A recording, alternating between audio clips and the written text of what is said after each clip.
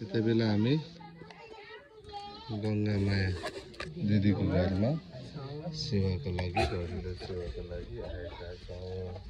भाइ जय मसी, जय मसी। गुड।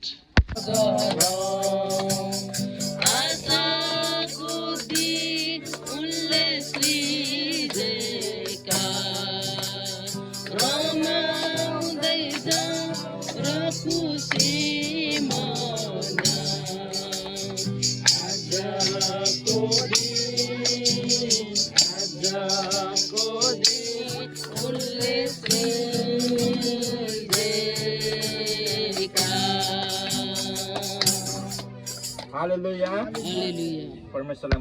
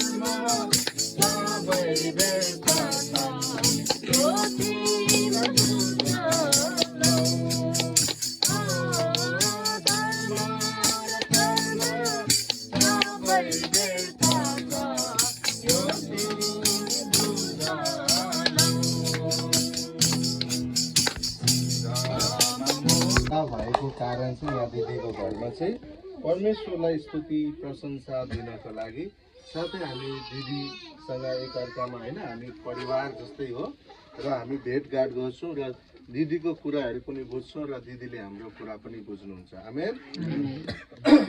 र आज हामीलाई बनाउने हुने परमेश्वरको वचन हामी सुन्न गइरहेछौँ।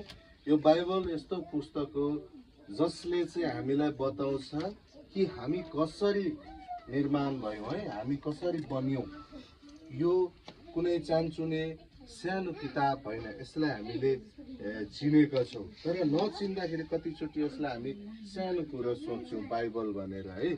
कतिचोटि कति नजानेको व्यक्तिहरूले यो पढ्यो भने बौला पनि हुन्छ भन्छन्, पगला हुन्छ भन्छन्। हुँदैन, वास्तवमा हामी कहाँदेखि आएको र कहाँ जानुपर्ने हो भन्ने कुरालाई यो बाइबलले प्रष्ट रूपले चिनाउँछ है।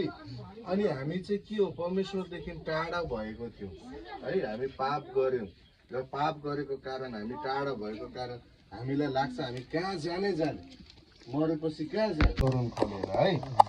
तर हामी परमेश्वरदेखि यसरी टाढो भयौँ कि अब हामी उहाँसँग भेट्ने कुनै सम्बन्धै थिएन क्या पाप गरेको कारणले। उहाँको आज्ञा हामीले मानेनौँ अनि उहाँको आज्ञा नमान्नु नै सबभन्दा ठुलो पाप भन्छ है। अनि त्यसको पापको परिणाम चाहिँ के थियो भन्दा मृत्यु है। अनि कतिचोटि हामी पहिले जीवनमा के हुन्थ्यो भने मैले देख्दा, म सानो हुँदैदेखिको देख्दा हामी पापलाई चुक्ता गर्नुको लागि चाहिँ हामी खसी काट्ने गर्छौँ है, बोका काट्ने गर्छौँ, बलिदान है, संसारिक पूजा गर्ने गर्छौँ, देवी देवताको पूजा गर्ने गर्छौँ, कहिले कहिले परिवार काट्ने गर्छौँ, कहिले परिवार यहाँनिर रोमी 23मा आयौँ भने 3को 23 6को 23मा आयौँ भने किनकि पापको ज्याला मृत्यु हो तर परमेश्वरको सित्तैको वरदान ख्रीष्ट यीशुमा हाम्रो प्रभुमा अनन्त जीवन छ भनेर भन्छ। अब पापको ज्याला चाहिँ के थियो, मृत्यु थियो, मर्नु पर्ने थियो हामी। किन हामीले संसारमा परमेश्वरको आज्ञा मानेनौँ, नमानेको कारण चाहिँ हामीले मर्नै पर्ने थियो है। अनि अहिले हामी मर्दै पनि छौँ होइन, अहिले हामी मर्दैछौँ नि त होइन।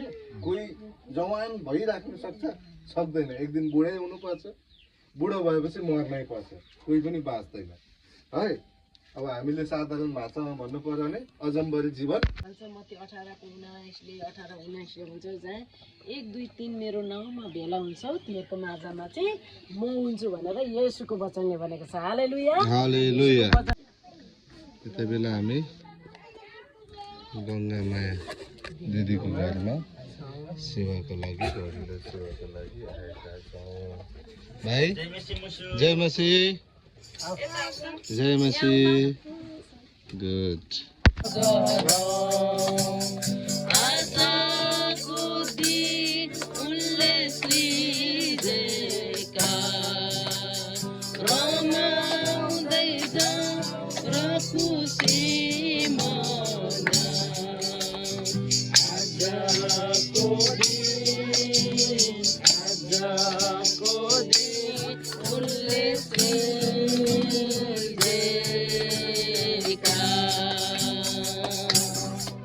हालेलुया, हालेलुया। परमेश्वरलाई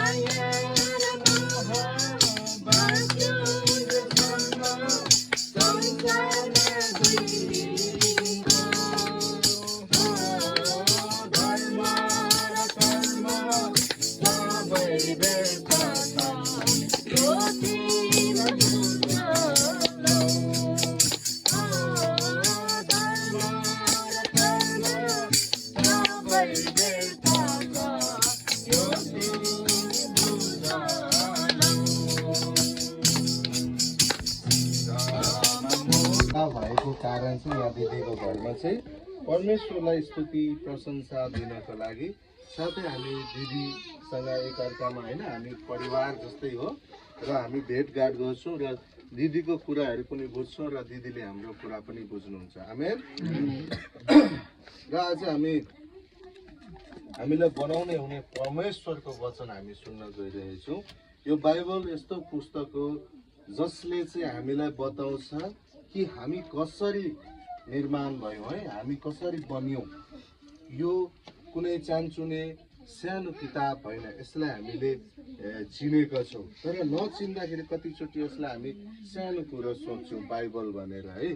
कतिचोटि कति नजानेको व्यक्तिहरूले यो पढ्यो भने बौला पनि हुन्छ भन्छन्, पगला हुन्छ भन्छन्। होदैन, वास्तवमा हामी कहाँदेखि आएको र कहाँ जानुपर्ने हो भन्ने कुरालाई यो बाइबलले प्रष्ट रूपले चिनाउँछ है। अनि हामी चाहिँ के हो, परमेश्वरदेखि टाढा भएको थियौँ है। हामी पाप गऱ्यौँ र पाप गरेको कारण हामी टाढा भएको कारण हामीलाई लाग्छ हामी कहाँ जाने मरेपछि कहाँ जाने तरुण खोलेर है। तर हामी परमेश्वरदेखि यसरी टाढो भयौँ कि अब हामी उहाँसँग भेट्ने कुनै सम्बन्धै थिएन क्या पाप गरेको कारणले।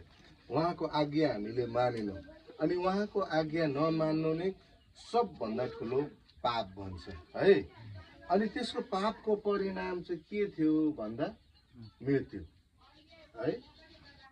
अनि कतिचोटि हामी पहिले जीवनमा के हुन्थ्यो भने मैले देख्दा म सानो हुँदैदेखिको देख्दा हामी पापलाई चुक्ता गर्नुको लागि चाहिँ हामी खसी काट्ने गर्छौँ है, बोका काट्ने गर्छौँ, बलिदान है, संसारिक पूजा गर्ने गर्छौँ, देवी देवताको पूजा गर्ने गर्छौँ, कहिले कहिले परेवा काट्ने गर्छौँ, कहिले परेवा यहाँनिर रोमी 23मा आयौँ भने 3 को 23 6 को 23मा आयौँ भने किनकि पापको ज्याला मृत्यु तर परमेश्वरको सित्तैको वरदान ख्रीष्ट यीशुमा हाम्रो प्रभुमा अनन्त जीवन छ भनेर भन्छ। अब पापको ज्याला चाहिँ के थियो, मृत्यु थियो, मर्नु पर्ने थियो हामी। किन हामीले संसारमा परमेश्वरको आज्ञा मानेनौँ, नमानेको कारण चाहिँ हामीले मर्नै पर्ने थियो है। अनि अहिले हामी मर्दै पनि छौँ होइन, अहिले हामी मर्दैछौँ नि त होइन। कोही जवान भइराख्नु सक्दैन, एक दिन बुढै हुनुपर्छ, बुढो भएपछि मर्नै पर्छ, कोही पनि बाँच्दैन है। अब हामीले साधारण भाषामा भन्नु पर्यो भने अजम्बरी जीवन। ए नि कहाँबाट गएको बहिनी? यहाँ हेर्नु रमाइलो सित धापबाट यसरी हामी सेवाकारी गरेर फर्किँदैछौँ। 2 जना उता दिदी भाइ अनि यता हेलो क्याप लाउने दाजु हो यहाँनिर एउटै दिदी आमै बिनाजु म त होइन अनि यता यता जय मसी हो गुड म्यान गुड वुमेन त्यति बेला हामी गङ्गा माया दिदीको घरमा सेवाको लागि घरेलु सेवाको लागि आएका छौँ भाइ जय मसी जय मसी गुड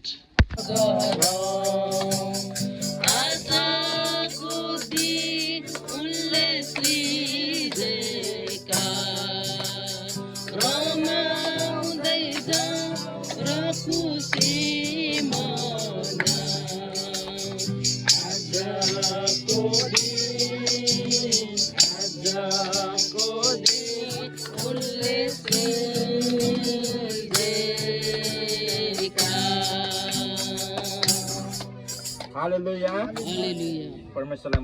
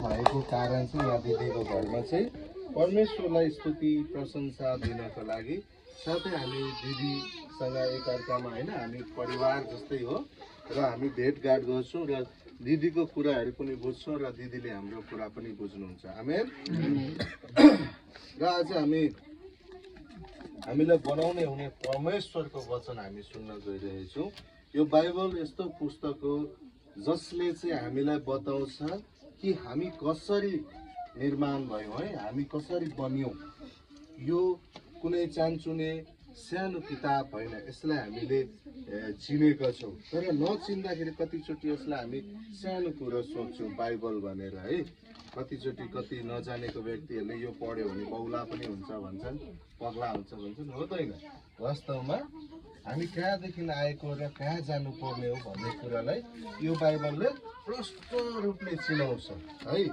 अनि हामी चाहिँ के हो परमेश्वरदेखि टाढा भएको थियौँ है हामी पाप गऱ्यौँ र पाप गरेको कारण हामी टाढा भएको कारण हामीलाई लाग्छ हामी कहाँ जाने मरेपछि कहाँ जाने तरुण खोलेर है तर हामी परमेश्वरदेखि यसरी टाढो भयौँ कि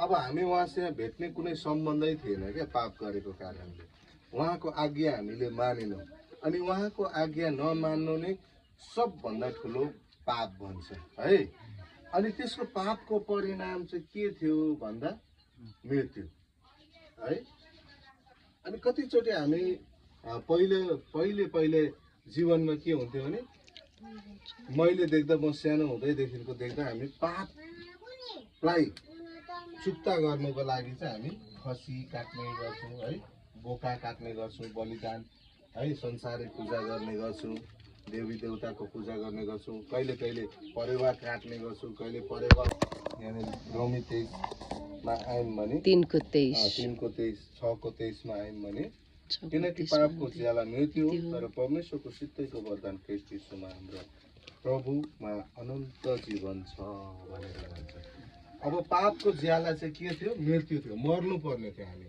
किन हामीले संसारमा परमेश्वरको आज्ञा मानेनौँ नमानेको कारण चाहिँ हामीले मर्नै पर्ने थियो है अनि अहिले हामी मर्दै पनि छौँ होइन अहिले हामी मर्दैछौँ नि त होइन कोही जवान भइराख्न सक्दैन एक दिन बुढै हुनुपर्छ बुढो भएपछि मर्नै पर्छ कोही पनि बाँच्दैन है अब हामीले साधारण भाषामा भन्नु पर्यो भने अजम्बरी जीवन ए नि कहाँबाट गएको बहिनी? यहाँ हेर्नु है, रमाइलो सीताधापबाट यसरी हामी सेवाकारी गरेर फर्किँदैछौँ। दुईजना उता दिदीभाइ अनि यता हेलो क्याप लाउने दाजु हो। यहाँनिर एउटै दिदी आमै बिनाजु, म त होइन। अनि यता जय मसी हो। गुड मैन गुड वुमेन। सेवा गर्छु प्रभु सारा हृदयले, सेवा गर्छु प्रभु सारा हृदयले, दुनियाँको भन्छु स्तुति म गाउँछु, तपाईको दया जीवन बन्दछे। प्रार्थना गर्छु प्रभु सारा हृदयले, प्रार्थना गर्छु प्रभु सारा हृदयले, दुनियाँको भन्छु स्तुति म गाउँछु, तपाईको दया जीवन बन्दछे। गाउँ हालेलुया येशूको नाममा, गाउँ हालेलुया। ए नि कहाँबाट गएको बहिनी? यहाँ हेर्नु है, रमाइलो सीताधापबाट यसरी हामी सेवाकारी गरेर फर्किँदैछौँ। दुईजना उता दिदीभाइ अनि यता हेलो क्याप लाउने दाजु हो। यहाँनिर एउटै दिदी आमै बिनाजु, म त होइन। अनि यता जय मसी हो। गुड मैन गुड वुमेन।